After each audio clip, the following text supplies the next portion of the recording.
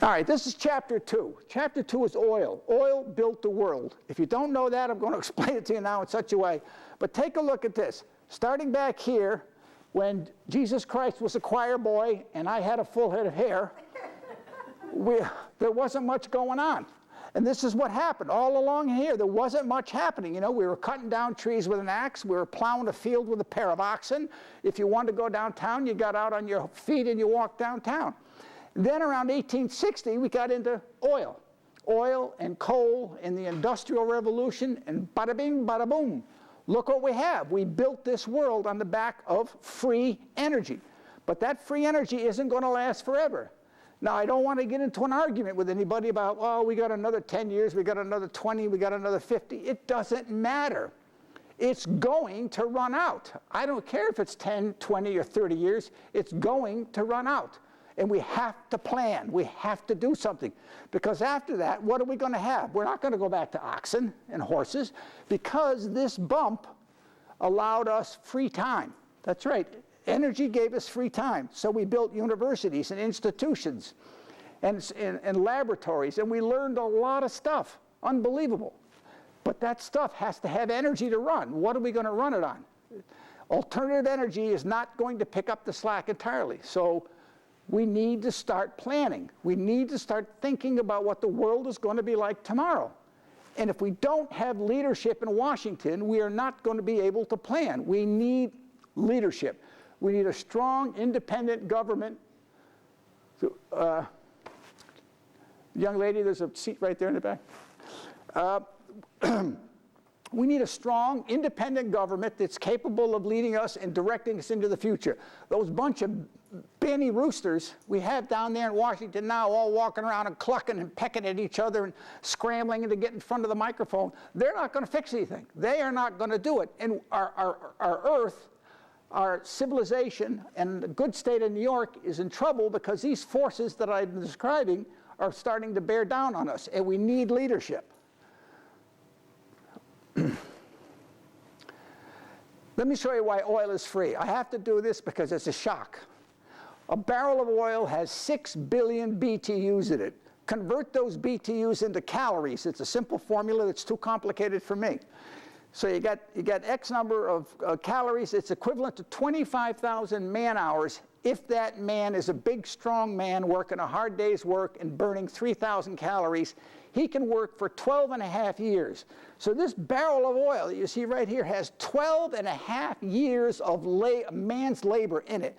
And we bought it for $100. Think about that. You don't think oil is free? $100 bought you 12 and a half years of labor. That means that that man worked for you for you ready? 0.0004 cents an hour. We are a very lucky group of people. We are a very lucky civilization. We got free labor, tons and tons of free labor, and that's what built what we have. That's what gave us the free time that build universities, to think, to create, to draw, to do all that we've done. And it's going to go away. This is how you know it's going to go away. I'm going to try and go through this a little faster now, but right up here you'll see 2005, the world's oil production began to flatten out. And you need to believe that because this information comes to you from the U.S. Information Agency. It's not an oil company selling you some BS. It's not a consulting group. That's the measurements of the U.S. Energy Information. 2005, it flattened out. And you know that that's true because 2005, 6, 7, 2008, India and China are beginning to come online. They're starting to churn. They're starting to churn. India and China are churning. They're churning. They're chewing up the resources. They're spitting out product. They're making money for everybody. And as they did that, they put a demand on oil. The only problem was there was no oil there. So in 2008, oil prices spiked at $147 a barrel. When they did that, boom, the recession started.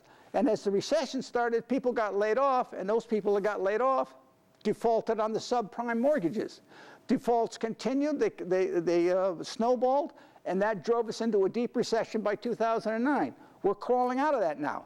But I want you to know for a fact, if we ever get back up to steam again, if China and India ever get back online again, if we start buying their products again, oil prices are going to spike again because there is no longer sufficient production to fuel the increased demand.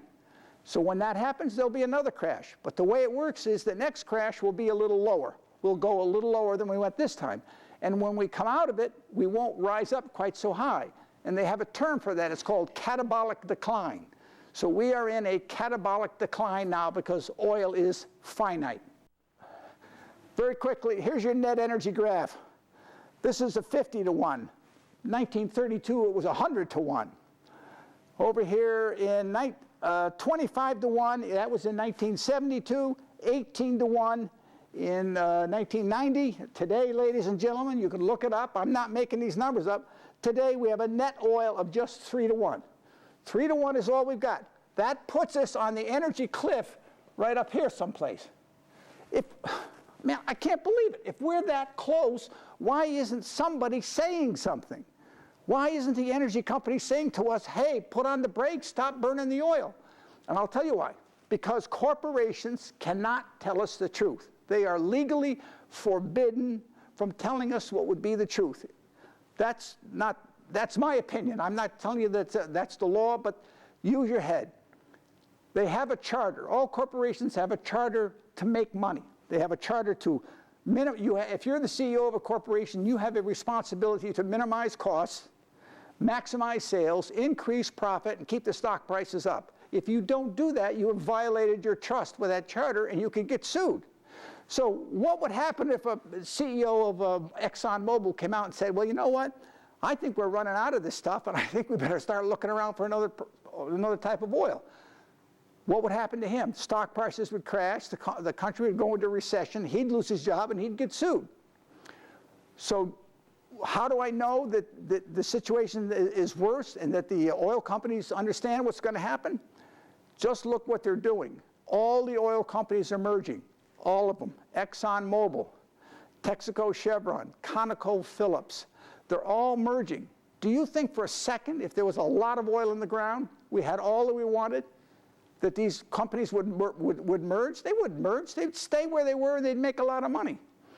Why is Shell Oil advertising that they're moving into natural gas? Why is Shell Oil advertising that they made a partnership and they're going to be making ethanol from, where is it? Down in Brazil. They're going to be making ethanol from cane. Why are they doing that? And here's another one for you. Why are we not building any refineries? There are no refineries being built in the world except in one place. Refineries last for about 50 years, and they're very expensive. If the oil companies know we're running out of oil, then guess what? They're not going to build any more refineries. They're not going to tell us that's the reason. But why else aren't they doing it? The only company that's building a refinery is in Saudi Arabia. Where we get our oil from, after 100 years, they've now decided that they've got to start making their own oil, their own gasoline. They have to have their own refinery. Now why? If you were a sheik and you were sitting over there in that big sandbox and you knew you were sitting on a bunch of oil, but you knew you couldn't pump it all out because then you couldn't run your own nation, you'd say to yourself, well, you know what? When we stop pumping oil, I bet you America is going to stop sending us back gasoline.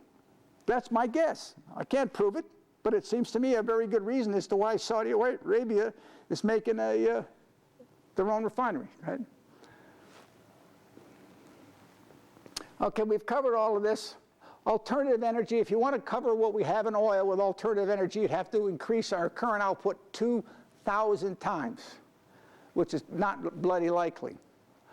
All right, now I'm not blowing my horn here, but I want to show you a little bit about alternative energy because I was the first person in the world to put sails on modern merchant ships. That's a wind tunnel. Those are two sails, if any of you are sailors, and this is called the slot effect. It increases the thrust. I put sails on this merchant ship back in 1985.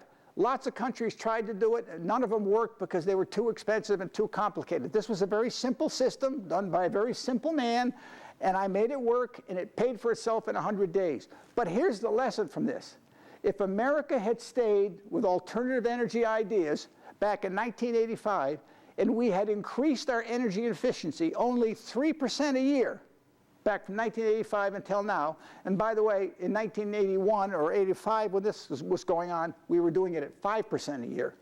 But if we'd only stuck with 3% a year, today we would still have a $14 trillion economy, but we would be burning 60% less oil. If we would be burning 60% less oil, there would have been no Deepwater Horizon.